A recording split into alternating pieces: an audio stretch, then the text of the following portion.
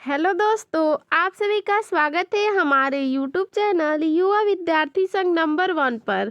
तो दोस्तों, आज हम लोग कक्षा 8 का हमारा इतिहास और नागरिक जीवन पढ़ेंगे। आज हम लोग पाठ 8 पढ़ेंगे। हमारे पाठ का नाम है भारत में राष्ट्रवाद का उदय एवं विकास। तो आज हम लोग इस पाठ का प्रश्न उत्तर देखेंगे। सबसे पहला प्रश्न है बहुविकल्पीय प्रश्न, जिसमें पहला प्रश्न है कांग्रेस का प्रथम अधिवेशन हुआ। तो इसका सही है क नंबर 1885 में। अगला है 2 नंबर वंदे मातरम गीत के रचयिता।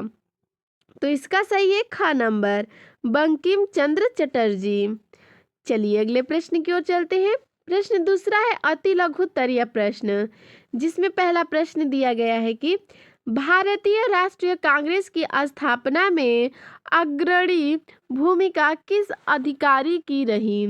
तो इसका उत्तर है भारतीय राष्ट्रीय कांग्रेस की स्थापना में अग्रणी भूमिका श्री अलेन ऑक्टेवियन ह्यूम नामक अवकाश प्राप्त अधिकारी की रही। प्रश्न दूसरा है स्वराज्य हमारा जन्म सिद्धांत अधिकार है, इसे हम लेकर रहेंगे, किसका कथन है। तो इसका सही है, इसका उत्तर है यह कथन लोकमान्य बाल गंगाधर तिलक का है। प्रश्न तीसरा है भारतीय मुस्लिम लीग की स्थापना किस सन में हुई।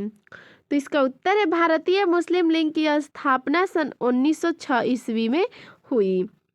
प्रश्न तीसरा है लघु उत्तरीय प्रश्न, जिसमें पहला प्रश्न दिया गया है कि कांग्रेस के प्रथम अधिवेशन में घोषणा किए गए उद्देश्य लिखिए।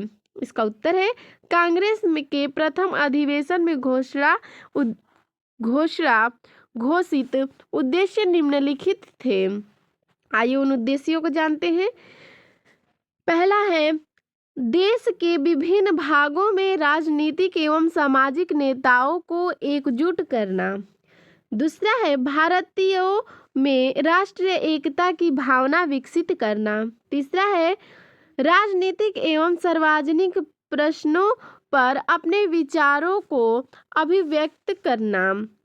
प्रश्न दूसरा है कि कांग्रेस की 2 विचारधाराएं कौन सी थी, उनके बारे में लिखिए। तो इसका उत्तर है कांग्रेस की 2 विचारधाराएं निम्नलिखित थी, नरम दल और गरम दल। तो देखेंगे सबसे पहले नरम दल। ठीक है, नरम दल कांग्रेस के वे नेता जो शांतिपूर्ण तथा वैधानिक ढंग से देश की आवश्यकताओं को पूरा करना चाहते थे, उदारवादी कहलाए।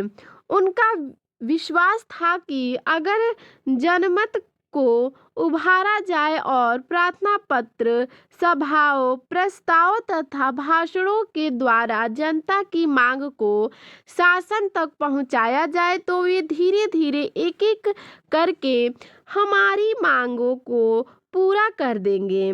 ऐसे नेताओं में दादा भाई नौरोजी, गोपाल कृष्ण गोखले, मदन मोहन मालवीय, सच्चिदानंद सिंह आदि प्रमुख थे।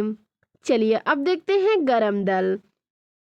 गरम दल 19वीं सदी के अंतिम वर्ष में राष्ट्रीय आंदोलन में एक नई विचारधारा का उदय हुआ। बाल गंगाधर तिलक, लाला लाजपत राय और बिपिन चंद्र पाल गरम विचारधारा के थे। उनका मानना था कि अंग्रेज सरकार से केवल अनुनय विनय करके भारतीय अपने अधिकारों को नहीं प्राप्त कर सकते हैं। इनकी मान्यता थी कि वे अग्र विरोधी के बिना हमारी मांगे पूरी नहीं करेंगे। लोकमान्य तिलक ने स्वराज्य हमारा जन्म सिद्ध अधिकार है, इसे हम लेकर रहेंगे का नारा देकर जनता में देश प्रेम की भावना भर दी। बंकिम चंद्र चटर्जी के गीत वंदे मातरम ने भारतवासियों में मातृभूमि के प्रति देश प्रेम की भावना जगाई। अगला है प्रश्न 3 नंबर होम रूल आंदोलन से आप क्या समझते हैं? तो आइए इसका उत्तर देखते हैं। सन 1914 ईस्वी में प्रथम विश्व युद्ध आरंभ हो गया। इंग्लैंड ने युद्ध में लड़ने के लिए भारतीय जनता और भारतीय साधनों का पूर्ण उपयोग किया। भारतीयों को बहुत बड़ी संख्या में सेना में भर्ती किया गया। ब्रिटिश सरकार ने करोड़ों रुपए भारत से ले जाकर विश्व में खर्च किए। ब्रिटिश सरकार ने युद्ध बंद होने के बाद कांग्रेस की मांगों को पूरा करने का आश्वासन दिया था। इसी आधार पर भारतीयों ने विश्व युद्ध में ब्रिटिश सरकार की सहायता भी की थी। किंतु युद्ध की समाप्ति के बाद अंग्रेज अपने वादे से मुकर गए।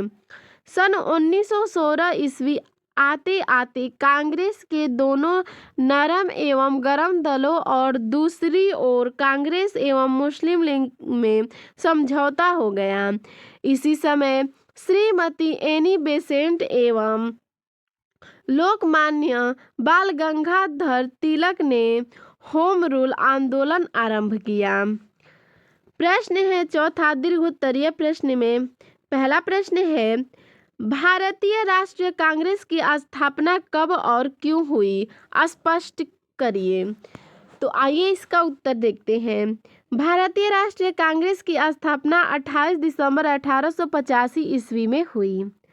अंग्रेजी सरकार के उत्पीड़न तथा आर्थिक शोषण से अपनी तत्कालीन दुर्दशा